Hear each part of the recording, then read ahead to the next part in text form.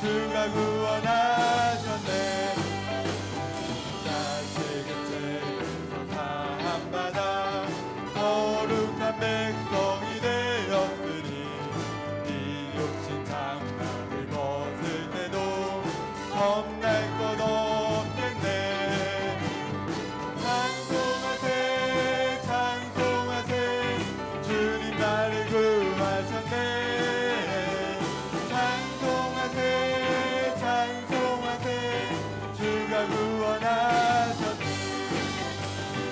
우리가 이 세상 떠날 때에 예수의 손목을 굳게 잡고 영원히 즐거운 천국에서 주 함께 살겠네. 찬송하세 찬송하세 주님 나를 구하셨네. 찬송하세 찬송하세 주가 구원하. 나 지금 죄에서 사함받아 거룩한 백성이 되어 이 육신 장막을 벗을 때도 겁날 것 없겠네. 찬송하세 찬송하세 주님 나를 구하셨네. 찬송하세 찬송하세 주가 구원하셨네. 우리가 이 세상 떠날 때에 예수의 손목을 굳게 잡고 영원히 즐거운 천국에서 주 함께 살겠네. 찬송하세 찬송하세 주님 나를 구하셨네.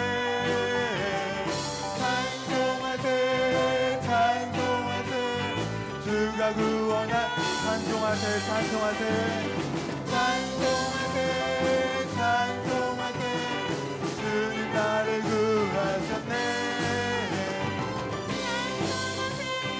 찬송하세 주가 구원하셨네.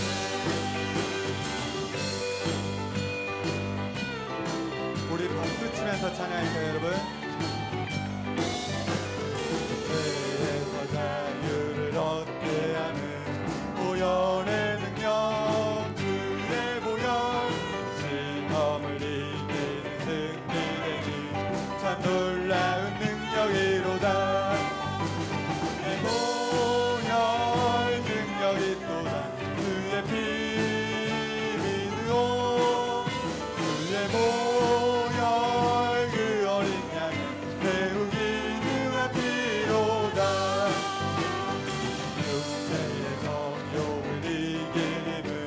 보혈의 능력 주의 보혈 성결한 마음을 얻게 하니 참 놀라운 능력이로다. 주의 보혈 능력이 또다 주의 피 믿으오. 주의 보혈 그 어린 양을 배우기 주의 피로 눈보다 더 이게 밝히는 것 보혈의 능력 주의 보혈 불정한 모든 것 밝히시니 참 놀라운 능력이로다. 주의 보혈 능력이 또다 주의 피 믿으오. 주의 보혈 그 어린 양을 배우기 주의 피로 주의 복음을 전할 제목 주의 복음을 전할 제목 보혈의 능력 주의 보혈 날마다 나에게 찬송 드리 참 놀라운 능력이로다.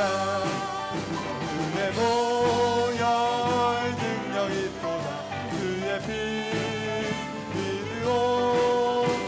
주의 보혈 그 어린 양 배우기 주의 피 주의 보혈 능력이 또다 주의 보혈 능력이 또다 주의 피 믿으오. 주의 보혈 그 어린 양 배우기 한번 주의 보혈 능력입니다. 능력이 쏟아 주의 피 믿으로 주의 보혈 그 어린 양 태우기 능하리로다.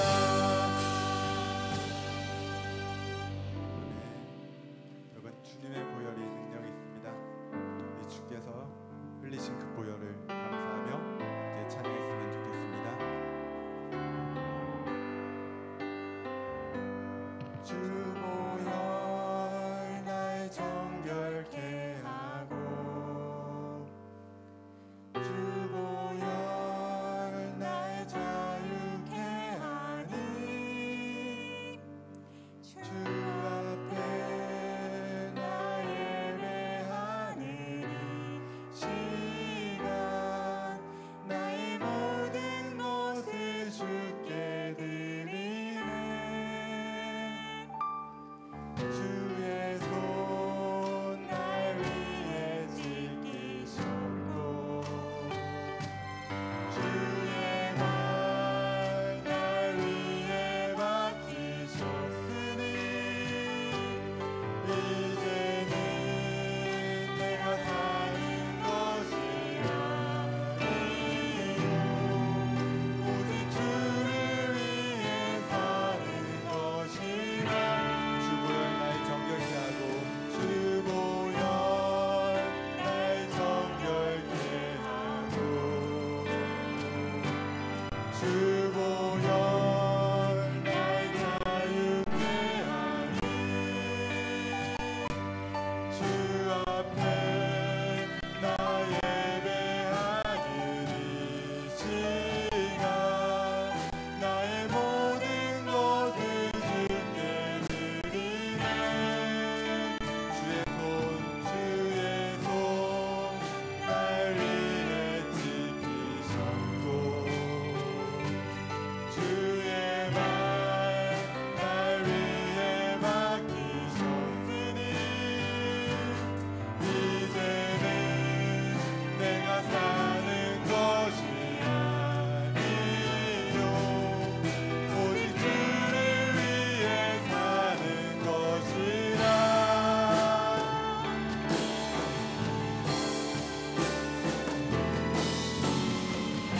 내 손에 나의 손을 보내고 또 주의 발에 나의 발을 보내요. 나 주와 함께 죽고 또 주와 함께 살리라. 영원토록 주 위에 살리라. 주의 손에 나의 손을 포개고 주의 손에 나의 손을 포개고 또 주의 발에 나의 발을 포개요. 나 주와 함께 죽고 또 주와 함께 살리라. 영원토록 주 위에 살리라. 위에 살리라. 주 보혈 날 정결케 하고 주 보혈 날 정결케 하고 주 보혈 날 자유케 하니 날 자유케 하니 주 앞에 나 예배하는 이 시간 나의 모든 것을 주께 드리네. 손 날 위에 지키셨고 주의 말 날 위에 맡기셨으니 이제는 내가 사는 것이 아니요 오직 주를 위해 사는 것이. 우리 다시 한번 할까요? 주 보혈 날 정결케 하고 날 정결케 하고 주 보혈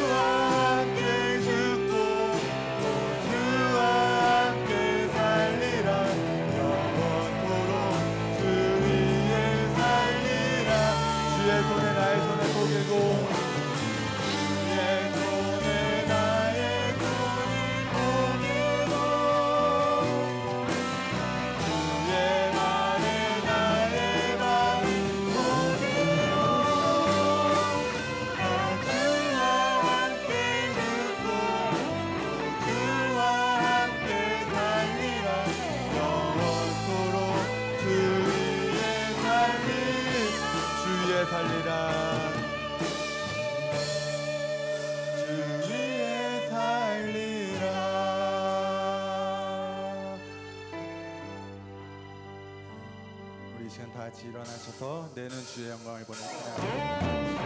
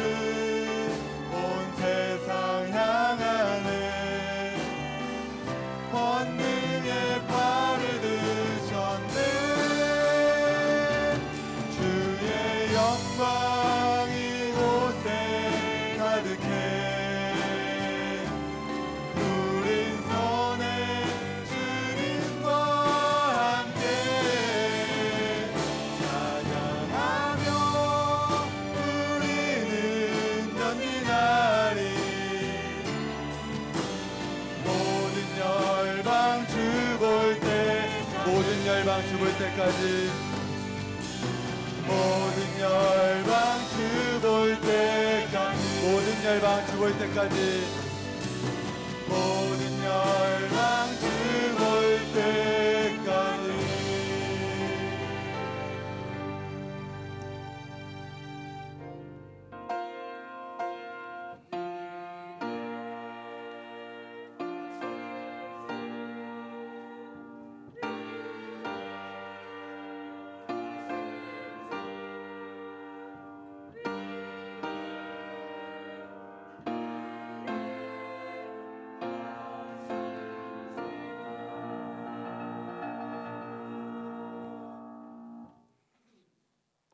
나귀 새끼를 예수께로 끌고 와서 자기들의 겉옷을 그 위에 얹어 놓음에 예수께서 타시니 많은 사람들은 자기들의 겉옷을 또 다른 이들은 들에서 벤 나뭇가지를 길에 펴며 앞에서 가고 뒤에서 따르는 자들이 소리 지르되 호산나 찬송하리로다 주의 이름으로 오시는 이여 찬송하리로다 오는 우리 조상 다윗의 나라여 가장 높은 곳에서 호산나 하더라.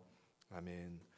하나님 아버지, 오늘 예수님께서 예루살렘 성에 왕으로 입성하신 날을 기념하여 오늘 종료주일로 하나님 앞에 예배하게 하심을 감사합니다. 이 땅 가운데 임하셔서 우리의 왕이 되어주시고 우리의 참 주인이 되어주시는 주님을 이 시간 찬양합니다. 주님께서 이 시간 가운데 좌정하여 주시고 또 우리의 예배를 받아 주시옵소서.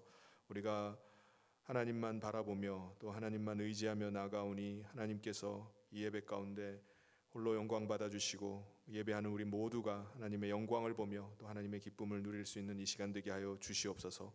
모든 예배를 하나님께서 주장하시고 인도하시기를 간절히 소원하며 예수님 이름으로 기도하옵나이다. 아멘. 사도신경으로 우리의 신앙을 하나님 앞에 고백하겠습니다.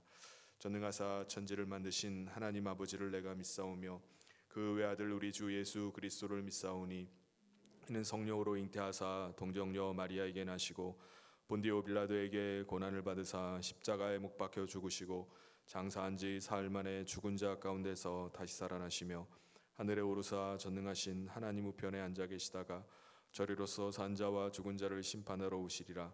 성령을 믿사오며 거룩한 공회와 성도가 서로 교통하는 것과 죄를 사하여 주시는 것과 몸이 다시 사는 것과 영원히 사는 것을 믿사옵나이다. 아멘. 모두 자리에 앉으셔서 우리 다 같이 찬송가 438장 같이 하겠습니다.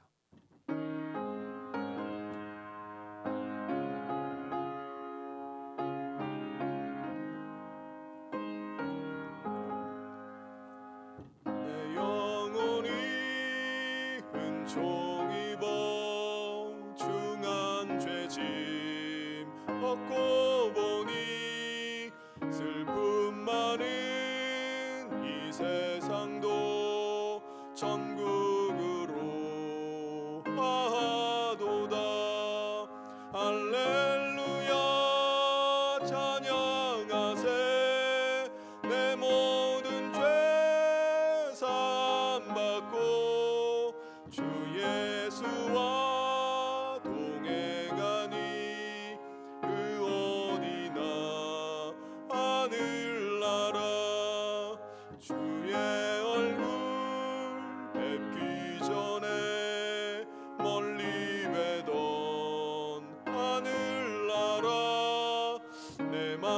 속에 이루어지니 날로 날로 가깝도다.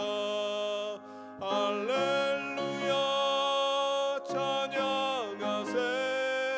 내 모든 죄 사함받고 주 예수와 동행하니 그 어디나 하늘나라.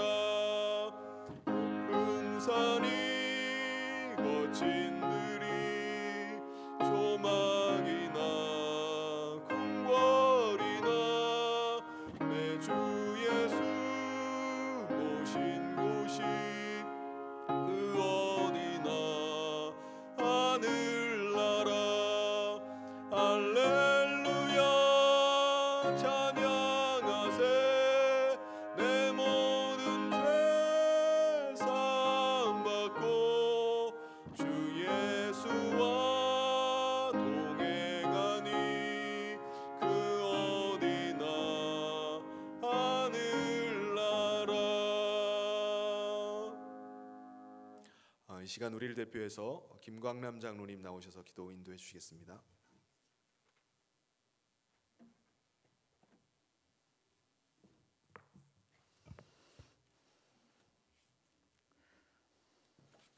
사랑과 은혜가 풍성하신 하나님 아버지, 예수 그리스도의 십자가 보혈로 우리를 구원하신 하나님의 크신 사랑에 감사와 찬양과 영광을 올려드립니다. 또한 지난 한 주간도 주님의 한량없는 사랑과 은혜로 저희들의 삶을 돌봐주시고 보호하여 주심에 감사를 드립니다. 그렇지만 저희들 생각이나 말로는 늘 하나님께 감사하다고 하면서도 정작 우리들 삶의 모습은 주님을 실망시켜드릴 때가 참 많은 주님 앞에 설 자격이 없는 죄인입니다. 그럼에도 불구하고 여전히 저희들을 사랑하셔서 하나님의 의로운 자녀로 서게 하시고 오늘도 변함없이 예배의 자리로 불러주심에 감사를 드립니다. 이 시간 저희들 신령과 진정으로 예배 드릴 때 하나님 기뻐 받아주시고 찬양하며 기도하며 말씀 들을 때 주님 품 안에서 참된 평안과 안식을 챙게 하여 주시옵소서. 사랑의 하나님, 저희들 사순절과 이제 고난주간을 맞으면서 우리들의 죄악을 대신 짊어지시고 십자가의 길을 걸어가신 예수님의 고난을 생각하면서 예수님께서 누구든지 나를 따라오려거든 자기를 부인하고 자기 십자가를 지고 나를 따를 것이니라고 하신 말씀처럼 우리도 십자가의 고난 없이는 부활의 영광에 동참할 수 없음을 다시 한번 깨닫고 한평생 슬프나 즐거우나 주님의 말씀에 순종하며 주님과 동행하는 삶을 살도록 인도하여 주시옵소서. 하나님, 내일부터 특별 새벽 기도회가 시작됩니다. 이번 기도회를 통해 예수님 십자가의 고난을 저희들 가슴 깊이 묵상할 수 있도록 인도하여 주시고 우리 모든 성도들이 간절히 주만 바라보며 소망 가운데 기도할 때에 예수님의 마음을 품고 그 마음을 지킬 수 있도록 힘 주시고 능력 주시고 모든 것이 회복되는 시간이 되게 하여 주시옵소서.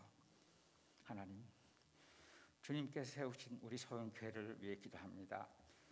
세상의 질서와 환경이 날로 새롭게 변화되어가는 전환기에 우리 교회가 하나님의 주신 교회의 역할과 사명을 잘 감당케 하시고 축복의 통로가 되어서 이적을 품고 삶에 지친 영혼들에게 복음을 전하고 주님의 사랑과 위로를 베푸는 영혼의 쉼터가 되게 하여 주시옵소서. 사랑의 하나님, 코로나19로 어려운 시기를 보내고 있는 우리 성도님들의 삶을 주님 눈동자같이 지켜주시고 보호하여 주시옵소서. 또한 어려운 환경 가운데 복음 전파를 위해 헌신한 선교사님들과 그 가족들을 지켜주시옵소서. 선교에 필요한 모든 것들을 채워주셔서 하나님 나라가 확장되는 일에 어려움이 없게 하여 주시옵소서. 특별히 군사 쿠데타로 핍박받고 있고 또한 혼란 속에 있는 미얀마 국민들을 지켜주시옵소서. 미얀마 땅에 복음 전파를 위해 세우신 개혁신학교가 이번 사태로 인해 어려움에 처하지 않도록 주님 보호하여 주시옵소서. 하나님, 교회와 성도들을 위해 늘 기도하며 수고하시는 백성균 담임 목사님과 사모님 그리고 목사님을 도와 동역하시는 교육자님들에게 주님 늘 함께 하셔서 영육간 강건케 하여 주시고 영적 능력을 더해 주셔서 주신 사명 잘 감당케 하여 주시옵소서. 이 시간 현장에서 또는 각 가정에서 온라인으로 예배드리는 모든 성도들이 성령 안에서 하나 되게 하시고 주님께서 기뻐하시는 예배로 나아가게 하여 주시옵소서. 이제 담임 목사님 하나님 말씀 전하실 때 성령의 충만한 기름을 부어 주셔서 살아계신 하나님의 말씀을 온전히 전달할 수 있도록 역사하여 주시고 그 말씀이 우리 삶 가운데 능력으로 나타나게 하여 주시옵소서. 주님을 찬양하는 호산나 찬양대의 찬양을 기뻐 받아주시고 예배를 돕는 귀한 손길들의 헌신을 통하여 큰 영광 받아주시옵소서. 예배의 시종을 주님께 의탁하며 우리를 구원하신 예수 그리스도 이름으로 기도드립니다. 아멘.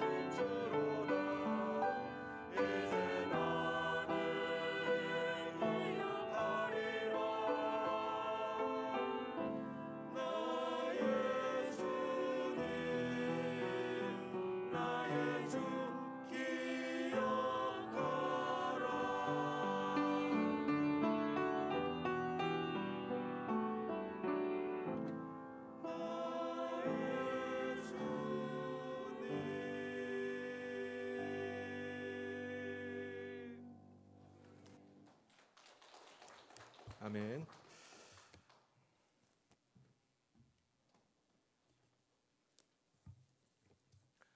교회 소식 전해드리겠습니다.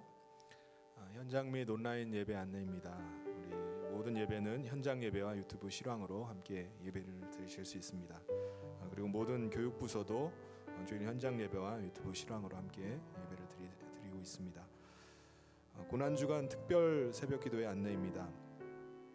내일 월요일 새벽부터 우리 금요일까지 이곳 4층 분당에서 5시 30분에 특별 새벽기도회가 있습니다. 이번 고난주간 특별 새벽기도회를 통해서 하나님께서 우리로 이 나라를 위해서 기도하고 또 우리와 또 우리 자신들을 위해서 우리 기도하게 하신 줄 믿습니다.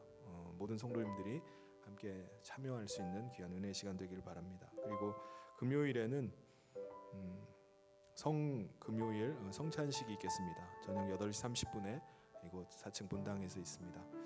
그리고 특별 부활주일 새벽에는 우리 부활주일 특별 새벽 기도회를 갖습니다. 그리고 시간은 5시 30분 동일하고요. 그리고 그날 4월 4일 주일은 부활주일 감사 예배로 하나님 앞에 예배를 드립니다. 그리고 특별 새벽 기도회 때 우리 차량 운행이 필요하신 분들은 우리 교육자 사무실에 연락 주시면은 운행 코스를 잡아서 운행하도록 하겠습니다.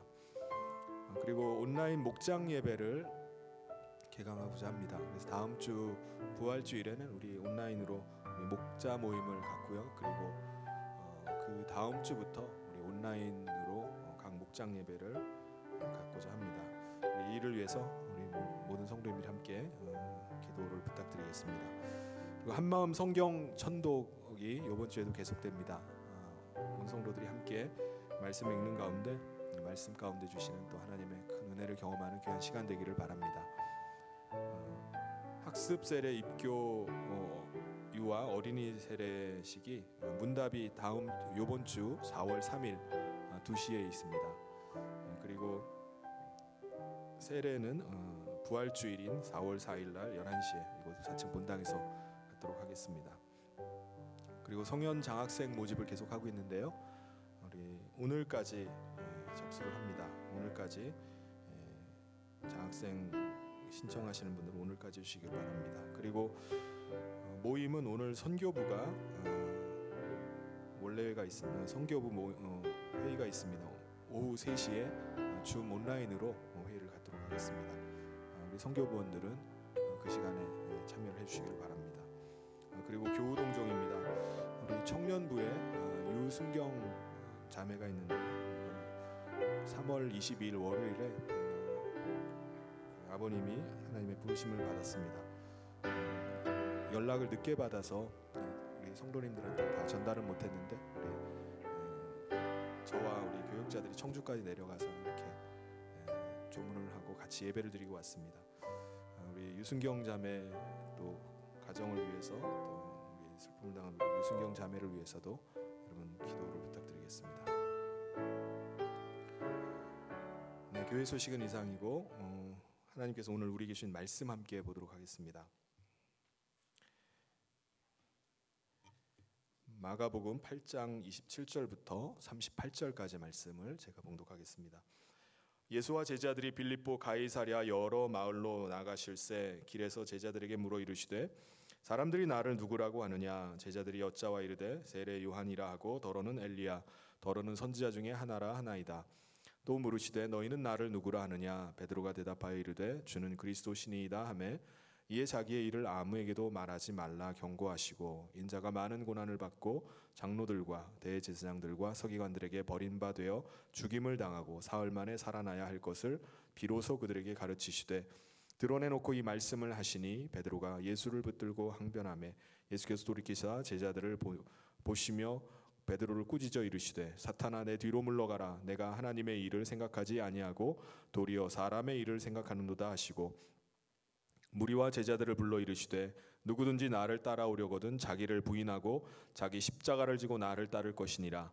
누구든지 자기 목숨을 구원하고자 하면 잃을 것이요 누구든지 나와 복음을 위하여 자기 목숨을 잃으면 구원하리라. 사람이 만일 온 천하를 얻고도 자기 목숨을 잃으면 무엇이 유익하리요? 사람이 무엇을 주고 자기 목숨과 바꾸겠느냐? 누구든지 이 음란하고 죄 많은 세대에서 나와 내 말을 부끄러워하면 인자도 아버지의 영광으로 거룩한 천사들과 함께 올 때에 그 사람을 부끄러워하리라. 아멘. 예수님께서 제자들을 데리고 가이사랴 빌립보에 있는 여러 마을로 가셨습니다. 거기서 예수님께서 갑자기 돌이키시더니 제자들에게 이렇게 말씀하십니다. 사람들은 나를 누구라고 하더냐라고 물으셨습니다. 그러자 제자들이 이렇게 대답을 합니다. 28절에 제자들이 여짜와 이르되 세례 요한이라 하고 더러는 엘리야 더러는 선지자 중에 하나라 하나이다.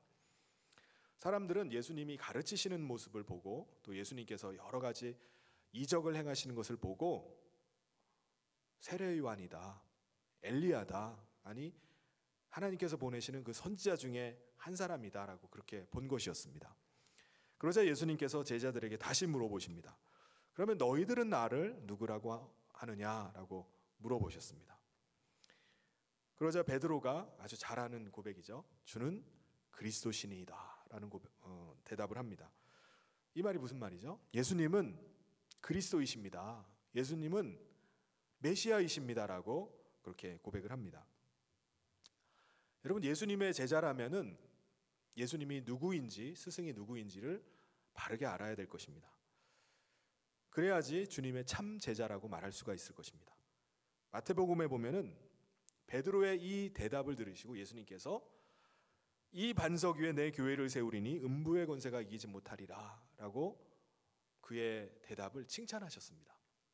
그런데 한 가지 이상한 것이 있습니다. 예수님께서는 자기 자신이 그리스도라는 이 사실을 아무에게도 말하지 말라고 경고를 하시는 거예요. 아니, 조금 전에 베드로의 대답에 대해서 주는 그리스도이십니다 라는 그 대답을 들으시고 칭찬하시고는 아무에게도 그 말을 하지 말라는 것입니다. 30절에 보시면 이에 자기의 일을 아무에게도 말하지 말라고 경고하시고, 분명히 제자들의 이야기를 들어보면은 예수님이 그리스도라는 사실을 사람들은 전혀 모릅니다. 그 사실을, 예수님이 그리스도라는 사실을 사람들에게 알려줘야 되는데 왜 예수님은 알려주지 말라고 이렇게 경고까지 하실까요? 왜냐하면 예수가 그리스도라는 사실은 오직 십자가를 통해서만이 바르게 알 수가 있기 때문에 그렇습니다. 당시 예수님을 따라다니던 많은 사람들이 있었습니다. 그 많은 사람들이 예수님을 따라다니면서 예수님께 대해서 걸고 있는 기대가 뭘까요? 예수님에 대한 기대가 뭐겠습니까? 광야에서 외쳤던 세례 요한과 같이 뭔가 파격적인 그 가르침을 기대했을 것입니다.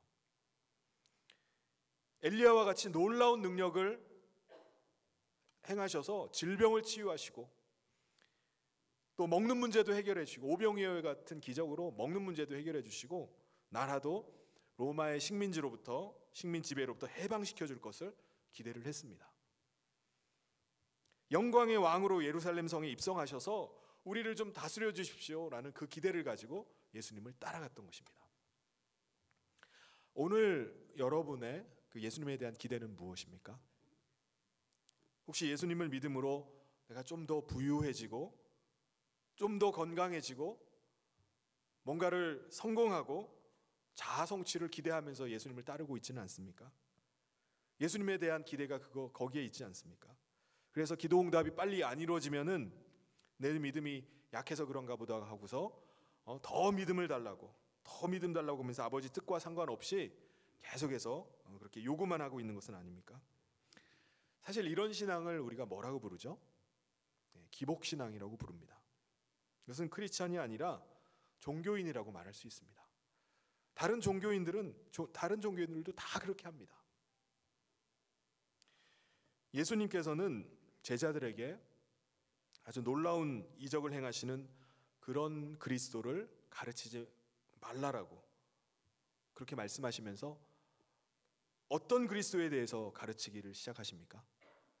31절에 보면 인자가 많은 고난을 받고 장로들과 대제사장들과 서기관들에게 버림받아 죽임을 당하고 사흘 만에 살아나야 할 것을 비로소 그들에게 가르치시되, 지금까지 영광 받으시는 그리스도, 능력 행하시는 그리스도, 병 고치는 그리스도, 그 그리스도에 대해서는 가르치지 말라고 말씀하시고 죽임 당하시고 서기관들에게, 사람들과 대제사장들과 서기관들이 버림받으시는 그 그리스도에 대해서 가르치라는 겁니다. 예수님께서 그리스도로 이 땅 가운데 임하신 목적을 가르치기 시작하신 거예요. 바로 십자가의 고난, 죽음, 그리고 부활에 대해서 가르치십니다. 그리스도로 영광 받기 전에 예수님은 십자가의 고난과 죽음을 받으셔야 된다는 거예요.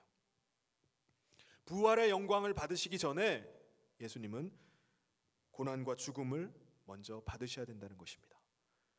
예수님께서 많은 고난 받고 죽임 당하시고 사흘 후에 다시 살아나시는 일을 행하신 다음에 그 다음에 너희가 그리스도를 가르치라는 거예요. 그리스도가 누구이신지를 너희가 가르치라는 것입니다. 그리스도의 십자가를 모르고 그리스도의 영광만을 안다면은 그 사람은 그리스도를 잘 모르는 사람입니다. 잘못 알고 있는 사람입니다. 우리 성도의 삶도 마찬가지입니다. 하나님 나라의 영광을 받기 전에 우리가 이 땅 가운데 사는 동안에 우리에게는 반드시 고난이 따르게 됩니다. 나는 믿는 자이기 때문에 고난이 없고 나는 축복만 받을 것이라고 생각하면은 그것은 그리스도의 십자가를 전혀 모르는, 그리스도의 영광만을 바라고 신앙생활을 하는 사람일 것입니다. 참된 성도는 주님과 복음을 위해서 받는 고난을 당연하게 여기고 고난 없는 영광 받기를 구하지 않습니다. 그래서 성경은 우리가 이 땅 가운데 사는 동안에 자족하면서 살 것을 계속해서 말씀하십니다. 디모데전서 6장 7절 8절에 우리가 세상에 아무것도 가지고 온 것이 없음에 또한 아무것도 가지고 가지 못하리니 우리가 먹을 것과 입을 것이 있은즉 족한 줄로 알 것이니라. 아멘. 예수님께서 십자가에서 죽으심과 부활을 가르치시자 제자들의 반응이 어땠죠? 베드로가 즉각적으로 항변하기 시작합니다. 32절에 드러내놓고 이 말씀을 하시니 베드로가 예수를 붙들고 항변하매, 여기서 항변하다는 말에 그 단어가 33절 그 다음 절에 보면 예수께서 돌이키사 제자들을 보시며 베드로를 꾸짖어 이르시되, 베드로를 꾸짖었다는 단어와 같은 단어를 씁니다. 근데 우리가 개역개정의 성경에는 번역을 이제 베드로는 항변했다고 말하고 예수님을 꾸짖었다고 이렇게 표현을 했습니다. 근데 같은 단어예요. 즉 베드로는 예수님을 붙들고 호되게 예수님을 막 꾸짖기 시작했던 것입니다. 여러분 왜 베드로가 갑자기 제자가 스승을 흥분해가지고 스승인 예수님께 막 대들었죠? 왜 그랬겠습니까? 당시에는 제자가 스승과 동일한 길을 가야 된다고 생각했습니다. 그러니까 예수님이 십자가에서 고난당하시고 죽으시는 것은 제자들의 결말도 동일해야 된다는 것을 의미하는 것입니다. 그러니까 베드로가 갑자기 흥분을 해가지고 스승인 예수님을 막 호되게 꾸짖었던 것입니다. 아니 내가 지금까지 예수님을 따라다닌 결과가 기껏 십자가 지는 거라고요? 그걸 말이라고 하십니까? 그게 말이나 되는 소리입니까? 제가 십자가 지려고 예수님 지금 쫓아다닌 줄 아세요? 제자로서 도저히 받아들일 수가 없는 일이었습니다. 그러니까 베드로는 지금 제자로서 스승의 안위, 지금 예수님께서 십자가를 져야 된다는 그 말씀을 드리고 스승의 앞날을 걱정하는 것이 아니라 그 길을 따라가야 하는 자신의 안위를 지금 걱정하고 있는 것입니다. 예수님께서 그런 베드로를 꾸짖으시고 이렇게 말씀하십니다. 33절에 예수께서 돌이키사 제자들을 보시며 베드로를 꾸짖어 이르시되 사탄아 내 뒤로 물러가라. 내가 하나님의 일을 생각하지 아니하고 도리어 사람의 일을 생각하는도다 하시고, 이것은 자기 자신만을 생각하는 겁니다. 자신만 생각하게 하는 사탄의 일이라는 거예요. 사탄이 그 안에서 그렇게 역사하고 있다는 것입니다. 자기만 생각하는 거예요. 예수님을 따르는 제자라면은 자기를 부인하고 자기 십자가를 지고 주님을 따라야 된다라고 그렇게 선언하셨습니다. 34절에 무리와 제자들을 불러 이르시되 누구든지 나를 따라오려거든 자기를 부인하고 자기 십자가를 지고 나를 따를 것이니라. 여러분 참된 성도는 어떤 성도일까요? 입으로만 믿는다라고 말하는 것이 아닙니다. 주님과 복음을 위해서 자기 십자가를 지고 주님을 따라가는 것이 바로 참된 성도입니다. 십자가의 길을 따라가는 것이 바로 참된 믿음입니다. 오늘날 우리는 성경책을 어디서든지 언제든지 손에 넣을 수 있습니다. 그래서 과거의 크리스찬들보다 오늘날 우리들이 훨씬 더 성경을 많이 읽고 또 성경에 대해서도 많이 압니다. 또 우리가 어디를 가든지 교회에 가서 예배를 드릴 수 있고 또 언제든지 우리가 원하면은 말씀을 들을 수가 있습니다. 그런데 오늘날 교회가 과거의 교회보다 능력을 잃어버린 이유가, 힘을 잃어버린 이유가 뭐겠습니까? 성도와 성도, 목회자와 성도, 교회와 교회, 교단과 교단이 서로 갈등하고 다투는 이유가 뭐겠습니까? 십자가를 놓쳤기 때문에 그렇습니다. 교회 중심에 또 내 삶의 중심에 십자가 없이 하나님의 영광만을 바라고 있기 때문에 그렇습니다. 주님의 제자들조차도 십자가 없이 그리스도의 영광만을 바라고 예수님이 왕위에 오르신 그날만을 바라고 있을 때는 주님과의 그 마지막 만찬 자리에서도 서로 서열 싸움을 했습니다. 서로 자리 다툼을 하면서 그 앞에 예수님 앞에서 싸우고 있었습니다. 여러분, 내가 십자가에 매달려 죽었다고 한다면은 어떻게 우리가 서로 싸울 수 있겠습니까? 이미 십자가에 달려 난 죽었다라고 말하는데 어떻게 시체끼리 무슨 다툼을 하고 있습니까? 따라서 우리가 돌이켜 찾아야 될 것이 무엇입니까? 바로 교회의 본질은 십자가라는 거예요. 우리의 돌아갈 곳이 바로 십자가입니다. 십자가 없이도 우리는 선교할 수 있습니다. 십자가 없이 전도할 수 있고요, 헌신할 수 있습니다. 우리는 십자가 없이도 헌금할 수 있습니다. 말씀 보고 들을 수가 있습니다. 그런데 십자가 없이 하는 이 모든 것들은 다 헛된 것입니다. 교회를 다녀도 여전히 자기 중심적인 생각과 나 중심의 사고를 벗어버리지 못하면은 교회는 그냥 허상일 뿐인 것입니다. 교회는 바로 십자가가 시작이고요, 십자가가 출발이고 과정이고 전부입니다. 교회는 제도가 아니고 교단도 아니고 교파도 아니고 건물도 아닙니다. 교회는 곧 십자가입니다. 그러므로 십자가를 목에 걸지 말고 등에 짊어져야 됩니다. 예수님께서 십자가를 등에 지고 나를 따르라고 하셨지 목에 걸고 나를 따르라고 말씀하지 않으셨습니다. 예수님이 이 땅에 오신 목적도 십자가를 지시기 위함이었습니다.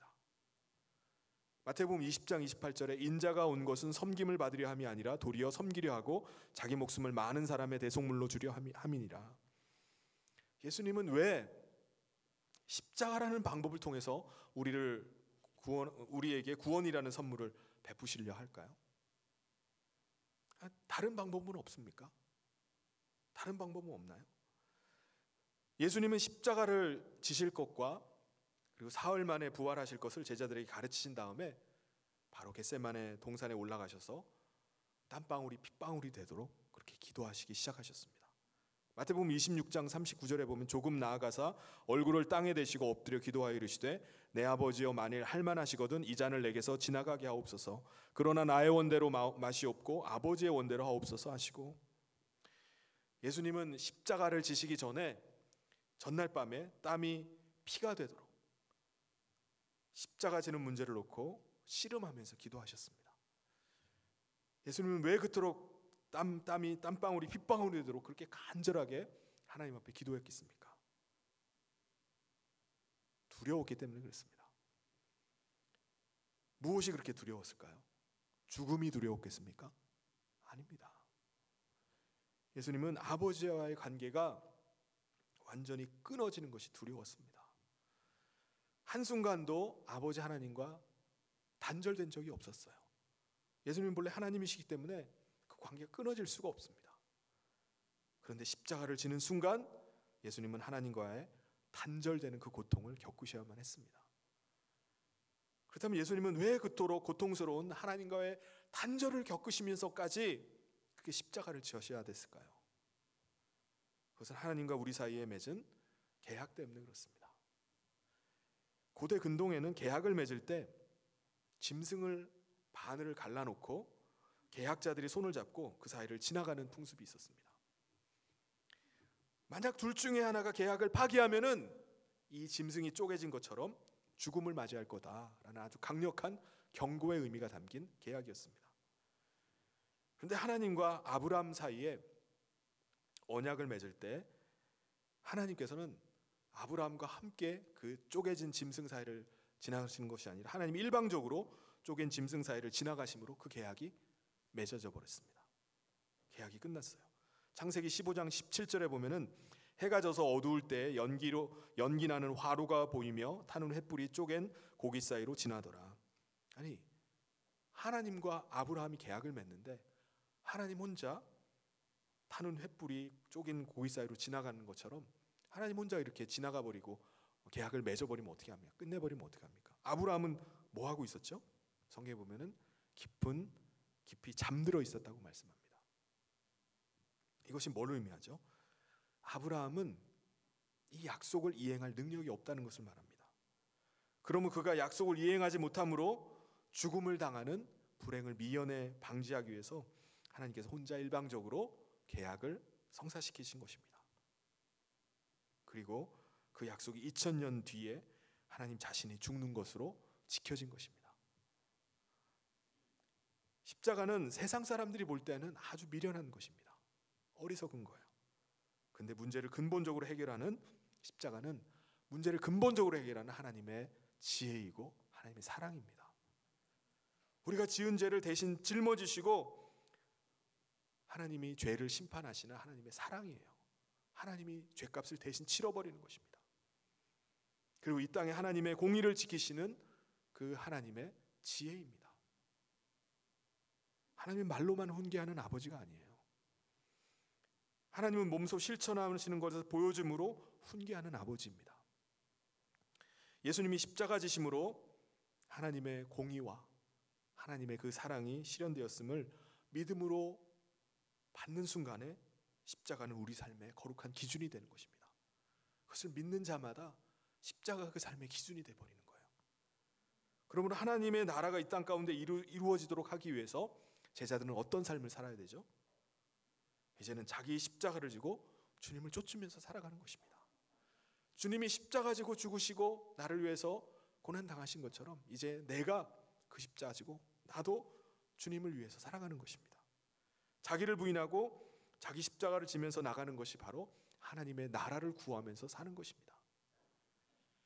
사도 바울이 고백했던 것처럼 내가 날마다 죽어야지 하나님의 공의가 이루어지는 것입니다.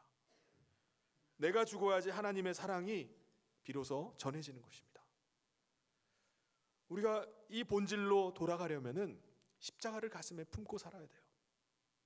예수님은 십자가 지고 쫓으라는 말씀을 하시기 전에 더 알아듣기 쉬운 말씀을 한 가지를 해주셨습니다.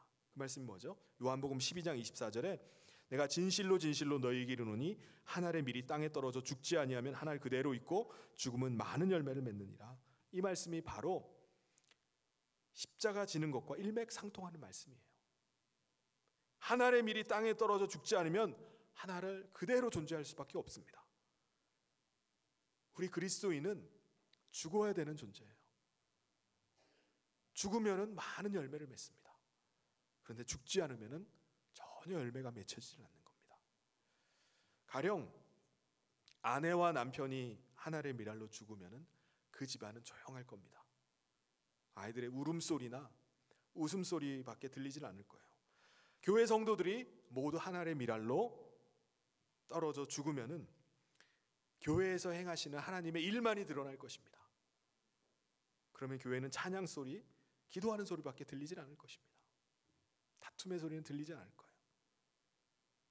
근데 이 말씀을 우리가 머리로는 알겠는데 우리의 삶에서 실천하기가 쉽습니까? 쉽지가 않습니다. 내가 십자가 진다는 거, 내가 하나님의 밀알로 썩어진다는 것이 쉬운 일이 결코 아닙니다. 우리가 이 세상에서 믿음의 길로 신앙을 지키는 그 일이 결코 쉬운 일이 아닙니다. 그래서 더더욱 우리가 신앙의 본질로 돌아가지 않으면은 우리의 믿음이라는 것은 사실 우리가 세상을 따라잡기 위한 우리의 수단으로 전락하기가 십상입니다. 이 말이 무슨 말이죠? 우리가 세상에서 소외되지 않기 위해서, 열등감과 박탈감을 해소하기 위해서 우리가 그냥 신앙생활 하는 거예요. 믿음이라는 것을 그런 데다 사용하는 것입니다. 그래서 말로는 내가 다 내려놨습니다 라고 말하면서 실제로는 더 많은 것을 움켜쥐려고 내려놨다는 거예요. 내려놨다는 것은 사실 더 큰 걸 움켜쥐려는 계산이 깔려 있는 것입니다. 이거 내려놓으면 하나님 더 큰 걸 주실 거야. 믿음을 그런 데 사용하는 것입니다. 오늘날 수많은 크리스천들도 나는 스스로 구원받았다고 그렇게 확신하면서 교회 생활도 하고 봉사활동도 하고 섬기는 일들을 합니다. 그런데 실제로 자기 십자가를 지려는 사람은 없어요. 많이 없습니다. 아니, 자기 십자가를 피하려고 해요. 기도까지 합니다. 하나님, 제게 지어진 이 십자가 좀 제거해 좀 해주십시오. 십자가 좀 벗어버리게 해주십시오라고 그렇게 주님께 기도를 합니다. 어느 절에서 중요한 회의를 했다고 합니다. 어렵고 막중한 일을 맡을 적임자를 찾는 그 회의였어요. 회의가 며칠 동안 진행됐는데 아무도 책임지려고 하지 않고 나서는 사람이 없는 겁니다. 모두가 다 회의에 빠지고 아주 고통스러운 시간을 보내고 있을 때 한 스님이 고뇌 어린 표정으로 결단의 한마디를 던졌습니다. 저는 걱정하지 마십시오. 제가 십자가 지겠습니다. 여러분, 스님이 십자가를 지겠다고 말을 합니다. 이 말이 무슨 말이죠? 세상 사람들은 십자가 진다는 것을 그냥 조금 내가 희생하는 거, 내가 조금 손해보는 거, 그 정도의 말로 사용합니다. 그런데 십자가의 길은 뭐죠? 죽음의 길입니다. 죽는 거예요. 자기를 부인하고 십자가의 길로 간다는 것은 자신의 죽을 형틀을 짊어지고 그 길을 가는 것을 의미합니다. 그런데 십자가를 실제로 질 때 어떤 일이 벌어지죠? 내가 죽을 때 어떤 일이 벌어집니까? 35절에 누구든지 자기 목숨을 구원하고자 하면 잃을 것이요 누구든지 나와 복음을 위하여 자기 목숨을 잃으면 구원하리라. 사람에게 가장 소중한 것이 뭘까요? 목숨입니다. 자기 목숨이에요. 그런데 주님과 복음을 위해서 목숨을 잃는 자는 도리어 참 생명을 얻게 된다고 말씀합니다. 참 생명이 뭐죠? 그게 구원입니다. 그게 영원한 생명이에요. 그리스도께서 다시 오실 때 하나님 나라의 영광에 들어가는 것입니다. 여러분, 십자가는 고난 같지만 하나님의 지혜입니다. 십자가는 우리가 세상을 이기는 유일한 방법입니다. 우리가 이 십자가만 통과하면은 우리가 자유함을 얻게 됩니다. 더 이상 죄책감에 시달리지 않을 뿐만 아니라 나를 유혹해오는 죄에 대해서 더 이상 매력을 느끼질 않아요. 심지어 그렇게 좋아하는 것도 별로 재미가 없어집니다. 매력을 못 느끼고 그저 그렇게 느끼는 거예요. 십자가를 통과하면은 세상 것에 대해서 별로 그렇게 구미가 당기질 않습니다. 작정 기도나 새벽 기도도 내 힘으로 하면 잘 안 되는데 십자가의 은혜를 경험하면은 힘들이지 않고 할 수 있습니다. 이것이 바로 예수를 믿는 재미입니다. 즐거움이에요. 그토록 탐하던 세상의 것들을 자연스럽게 내려놓게 되고 거기에 대해서 더 이상 목말라 하지 않습니다. 이제는 하나님을 오히려 즐거워해요. 하나님을 기뻐합니다. 십자가의 은혜를 경험하면은 그 어떤 것과도 내가 이것을 바꾸지 않겠다라고 말합니다. 그래서 십자가의 복음을 위해서 살기 시작하는 것입니다. 그동안 너무 좋아하는 것들, 어떤 분은 골프로 치는 걸 너무 좋아하고 어떤 분은 쇼핑하는 거, 여행 다니는 걸 너무 좋아합니다. 근데 이제는 내가 십자가의 은혜를 안 닿으면은 복음을 전하기 위해서 골프를 치고 복음을 전하기 위해서 쇼핑을 하고 여행을 하게 됩니다. 나의 자신만의 만족만을 구하지 않게 되는 것입니다. 저 사람이 이 진리에 이르러야 되는데, 저분이 예수님을 알아야 되는데, 이분이 하나님의 지혜를 좀 깨달아야 되는데, 오직 관심거리는 그거밖에 없어요. 온 천하보다 더 귀한 것이 이 목숨입니다. 아무리 돈이 많고 아무리 공부를 많이 해서 학식을 많이 쌓았다 한들 자기 목숨을 잃으면 그게 무슨 소용이 있습니까? 36절 37절에 사람이 만일 온 천하를 얻고도 자기 목숨을 잃으면 무엇이 유익하리요? 사람이 무엇을 주고 자기 목숨과 바꾸겠느냐? 그런데 이 바꿀 수 없는 이 목숨보다 더 중요한 것이 뭐겠습니까? 바로 이 땅에서의 생명, 목숨도 귀하지만은 하나님께서 주시는 영생하는 생명, 그 영광은 더 귀하다는 것입니다. 우리는 골고다 언덕의 십자가를 우리 가슴에 품고 있어야 됩니다. 그리고 어느 순간 그 자리에 내가 달려 있다는 것을 달려 있어야 됩니다. 내가 그 자리에 달려야 했어야 되는 거예요. 마땅히 내가 달려야 될 그 십자가에, 그런데 예수님이 달려 계신다는 사실을 깨닫고 나면은 말할 수 없는 은혜에 우리 눈에서 눈물이 흐르게 됩니다. 이때 우리의 신앙은 송두리째 흔들리는 지진을 경험하는 거예요. 내가 저 십자가에 달려야 되는데 왜 예수님이 저기에 달려 계시는가? 그러면 그때부터 어떤 고난도 고난으로 여겨지지 않고 축복이 됩니다. 왜 그렇죠? 이제 내가 죽는 거예요. 내가 죽음으로 수많은 미랄이 새 생명으로 탄생해 나가기 때문에 그렇습니다. 예수님께서 십자가의 고통을 참아내시면서까지 하시고자 하신 것은 바로 우리의 생명을 구원하시고자 하는 거예요. 우리 가운데 이 땅의 생명이 아니라 영원한 생명을 주시고자 하신 것입니다. 그러므로 예수 그리스도의 생명 얻은 우리의 소원은 이제 뭐가 되어야 되겠습니까? 잃어버린 영혼을 주께 돌아오게 하는 거예요. 내가 받은 생명을 그도 갖게 하는 것입니다. 십자가의 은혜로 구원받았음을 깨닫는 자는 이 사실을 깨닫는 후부터 삶의 목표가 달라집니다. 혼자 잘 먹고 잘 살기 위해서 사는 것이 아닙니다. 아니, 우리끼리 잘 먹고 잘 살기 위해서 수고하는 것이 아니라 이 은혜를 나누기 위해서, 생명을 살리기 위해서 수고하게 되는 것입니다. 사도행전 20장 24절에 내가 달려갈 길과 주 예수께 받은 사명 곧 하나님의 은혜의 복음을 증언하는 일을 마치려 하면은 나의 생명조차 조금도 귀한 것으로 여기지 아니하노라. 이것이 누구의 고백이죠? 이 고백은 사도 바울만의 고백이 아니라 십자가의 은혜를 깨달은 사람들의 고백인 줄 믿습니다. 그러나 죄 많은 세상에 우리가 얽혀서 살다 보면은 실제로는 어떤 일들이 벌어지죠? 어떻게 주님만 의지하고 살아갑니까? 복음이 뭐 밥 먹여집니까? 우리가 주님에 대해서, 복음에 대해서 부끄러워할 때가 얼마나 많은지 모릅니다. 그런데요, 주님께서도 이렇게 말씀하세요. 주님도 복음과 주님에 대해서 부끄러워하면은 하나님의 영광이 그 사람이 합당한 자로 여기지 않겠다고 말씀합니다. 38절 말씀입니다. 누구든지 이 음란하고 죄 많은 세대에서 나와 내 말을 부끄러워하면 인자도 아버지의 영광으로 거룩한 천사들과 함께 올 때에 그 사람을 부끄러워하리라. 우리는 다 마지막 때 주님 앞에 서게 될 것입니다.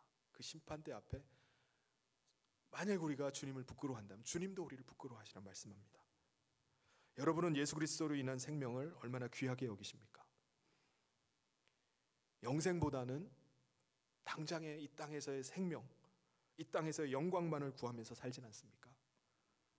그렇다면은 지혜와 계시의 성령님께서 우리 마음의 눈을 밝히사 그 장차 받을 그 기업의 영광이 얼마나 풍성한지를 깨닫게 되는, 알게 되는 그 은혜가 있기를 소원합니다.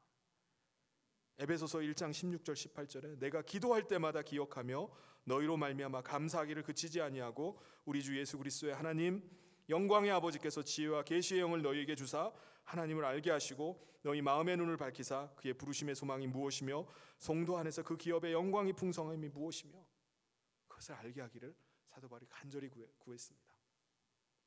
여러분, 참된 믿음은 오직 예수 그리스도만으로 만족하게 합니다. 예수 그리스도 한 분만으로 충분하다고 고백해요. 참된 성도는 모든 것이 없어도 주님 한 분만 계시면은 모든 것이 있는 자처럼 기뻐합니다.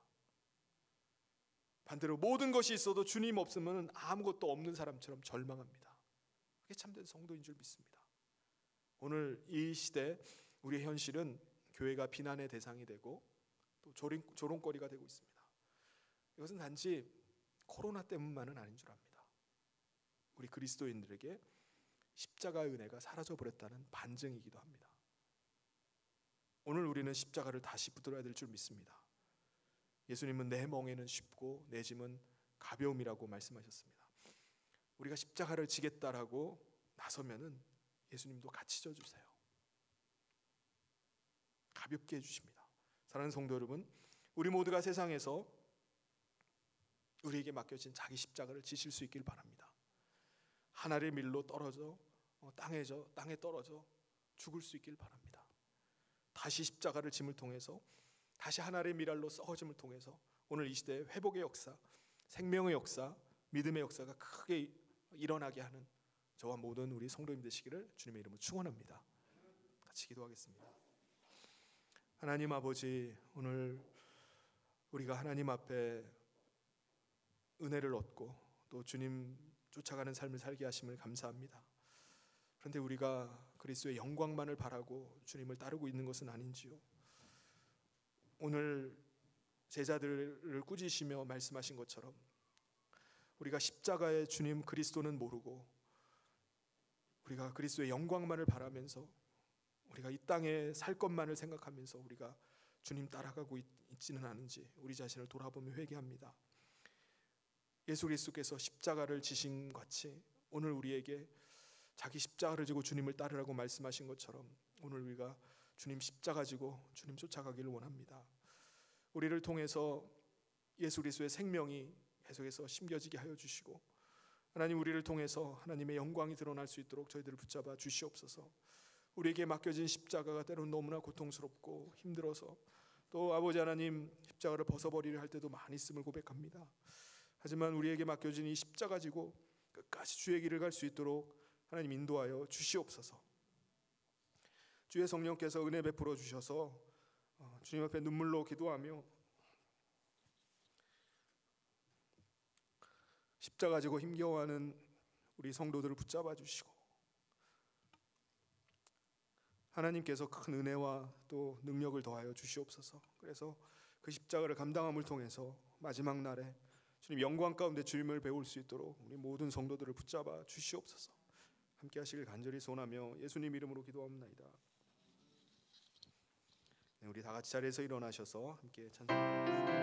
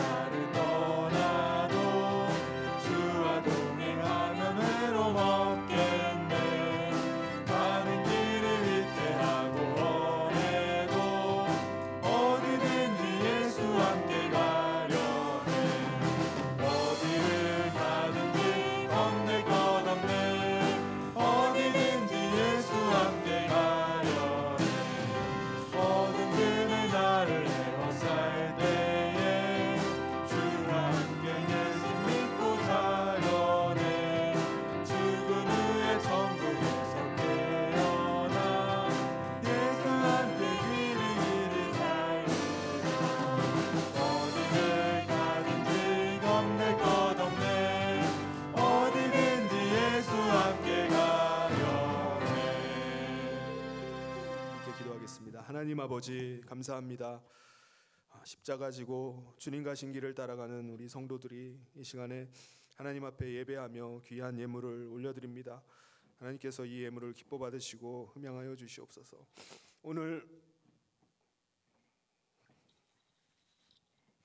우리 삶에 여러 가지 어려움들이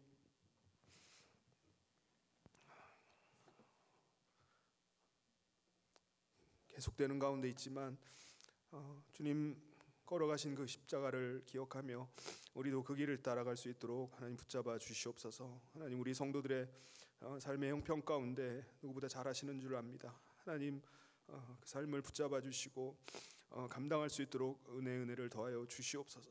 주의 성령께서 이번 한 주간도 고난 주간을 맞이하여서 주님의 그 십자가를 더 묵상하며 또 나가기를 소원합니다. 주의 성령께서 은혜를 부어 주시옵소서. 감당할 수 있도록 붙잡아 주시기를 간절히 소원하며 예수님 이름으로 기도하옵나이다. 아멘. 지금은 우리 주 예수 그리스도의 은혜와 하나님 아버지의 사랑하심과 성령님의 감동 교통 위로 축복하심이 자기 십자가를 지고 주님 따라가기를 소원하며 결단하며 나간 사랑하는 모든 성도들 위해 지금부터 영원토록 함께 있을지어다. 아멘.